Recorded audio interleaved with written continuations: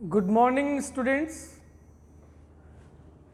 आज हम लोग कक्षा 8 के इस टॉपिक में प्रश्न निर्माण, फ्रेमिंग क्वेश्चन जिसको कहा जाता है, उसका थोड़ा सा अध्ययन करेंगे कि किस तरह संस्कृत भाषा में प्रश्नों का निर्माण किया जाता है। जिस तरह से हम अंग्रेजी भाषा के अंदर क्वेश्चंस बनाते हैं, हिंदी के अंदर उत्तरों को देख करके प्रश्न का निर्माण करते हैं, उसी प्रकार संस्कृत भाषा के अंदर भी प्रश्नों को बनाया जाता है प्रश्न सूचक शब्दों की सहायता से। तो संस्कृत भाषा में प्रश्नों के निर्माण, इसका मतलब है कि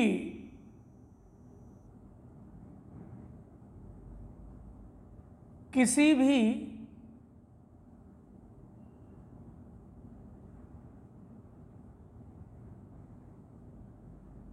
सामान्य वाक्य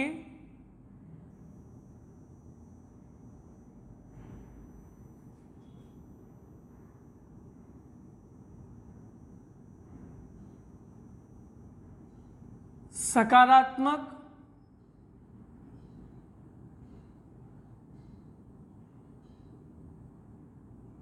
या नकारात्मक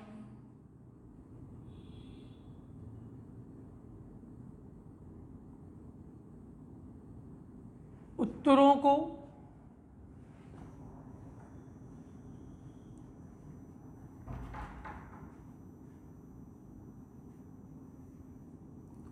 प्रश्न सूचक शब्दों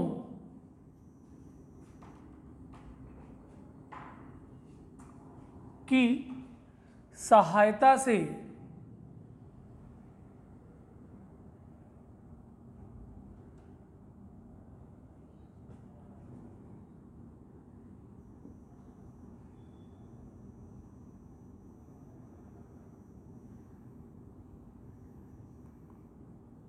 अनगिनत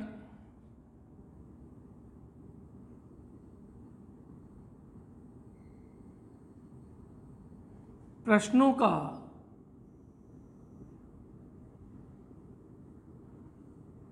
निर्माण करना ही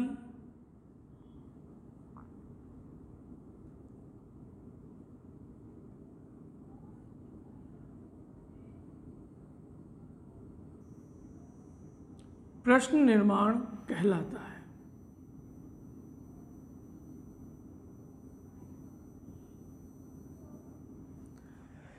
कि कोई भी सामान्य वाक्य जिसका सकारात्मक अर्थ आए चाहे नकारात्मक अर्थ आए, उन सकारात्मक और नकारात्मक उत्तरों को प्रश्न सूचक शब्दों की सहायता से जब अनगिनत प्रश्नों का निर्माण या अनगिनत प्रश्न बनाए जाएं, उन्हें प्रश्न निर्माण कहा जाता है।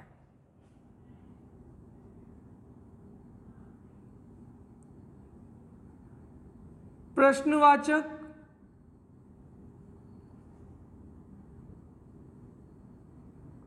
वाक्य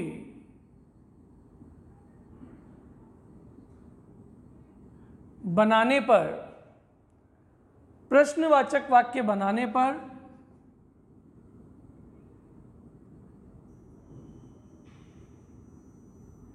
वाक्य के अंत में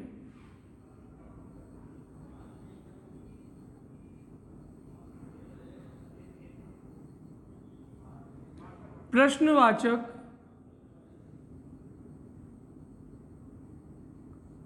चिन्ह, ये जो प्रश्नवाचक चिन्ह है, इस प्रश्नवाचक चिन्ह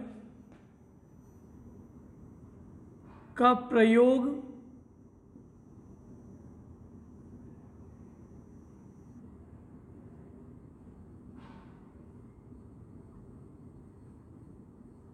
किया जाना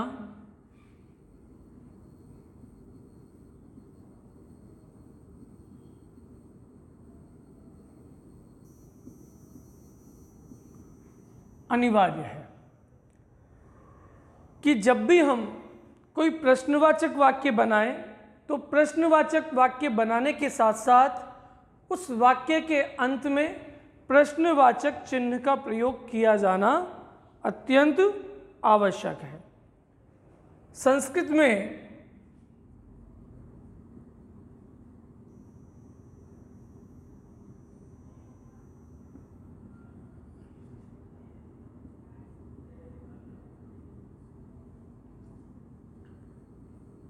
प्रश्न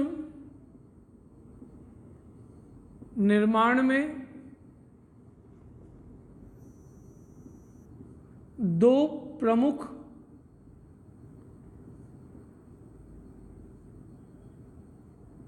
बिंदु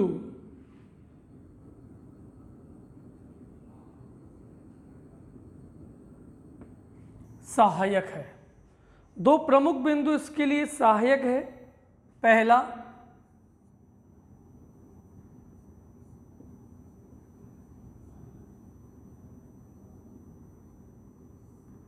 प्रश्नवाचक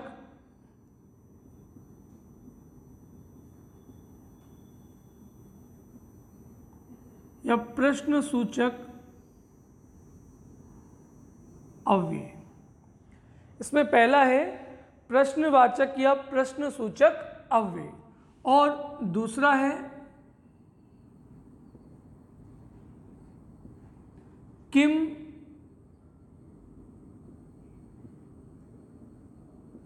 शब्द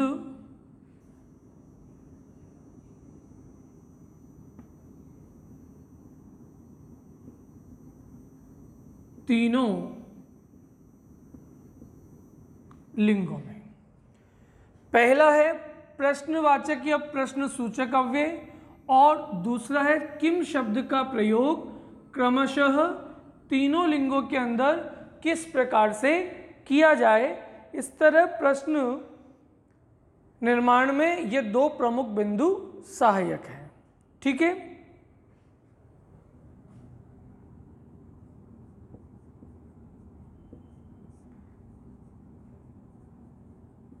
ऐसे अव्यय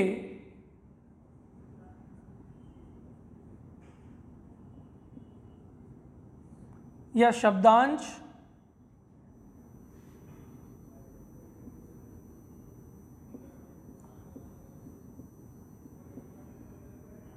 जिनके प्रयोग से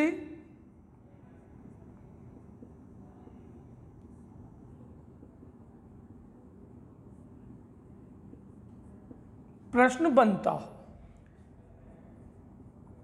किम, किम का अर्थ होता है क्या। इसी प्रकार कुत्र, कुत्र मतलब कहाँ,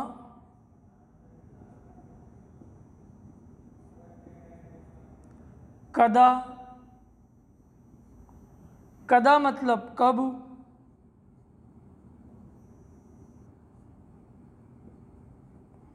कुतः,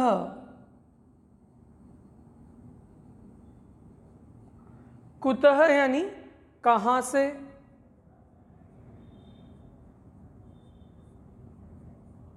कति, कति मतलब कितने, कितनी, कितना, जो भी है।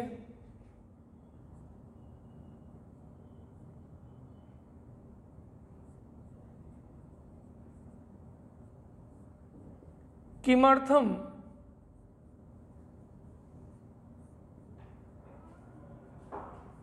किसके लिए।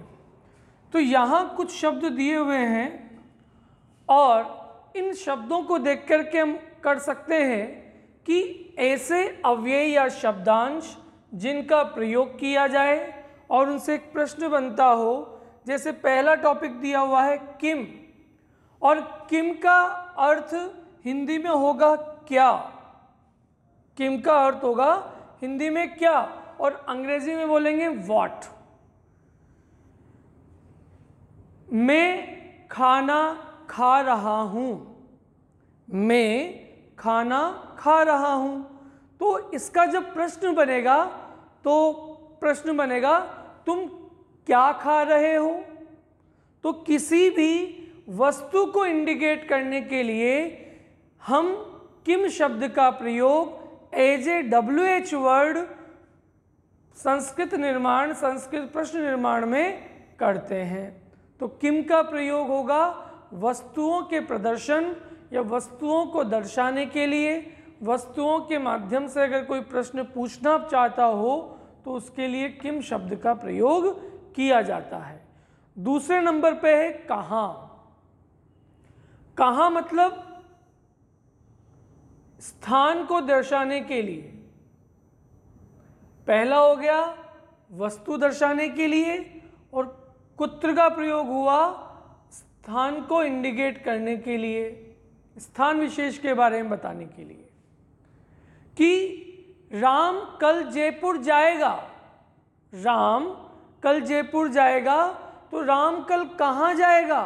तो स्थान को इंडिकेट करना हो किसी प्रश्न के माध्यम से तो वहाँ पर कुत्र शब्द का प्रयोग किया जाता है। इसी प्रकार तीसरा है कब। तो कब का मतलब यहाँ पर समय का बोध कराने के लिए, समय के माध्यम से प्रश्न बनाने के लिए हम कदा शब्द का प्रयोग करते हैं और हिंदी में इसका मतलब होता है कब, कि राम जयपुर कब जाएगा। राम जयपुर कल जाएगा। तो समय को इंडिकेट करने के लिए हम कदा शब्द का प्रयोग करेंगे। तो जैसे हिंदी में प्रश्न बन रहा है उसका आंसर वैसा का वैसा हिंदी में दिया गया। इंग्लिश में जैसे बनाना है तो इंग्लिश के वर्ब, सब्जेक्ट, उसके टेंस हमें आने चाहिए। तो इसी प्रकार से कुतः का प्रयोग कहाँ से, कि तुम कहाँ से लौट रहे हो। तो यहाँ पर भी वापस लौटने वाला स्थान यदि आए तो वहाँ पर कुतः शब्द का प्रयोग किया जाता है। कति, कति का प्रयोग जो है संख्यावाची शब्दों के लिए किया जाता है, किसी संख्या को दर्शाने के लिए किया जाता है।